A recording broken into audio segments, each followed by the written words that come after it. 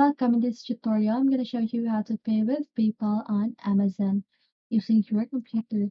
So if you want to know how I did it, just keep on watching. So first of all, when you try to buy something on Amazon and you want to pay with PayPal, you cannot see any options that shows PayPal, okay? So first, what you want to do is go ahead and open another tab and then search for Dundle.com. So Dundle spells DUNDLE.com. Okay. And now once you've done that, just go ahead and go to gift cards here at the upper part of the screen. And now you just want to go ahead and choose Amazon.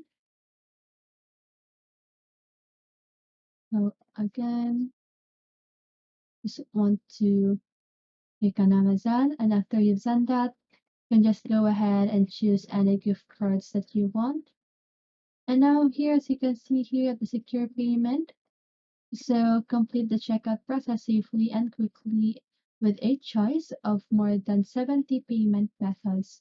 So one of those 70 payment methods is PayPal, as you can see here at the upper part of the list. Okay, so just go ahead and choose any gift cards that you want and just check out it. And then once you've done that, you're good to go.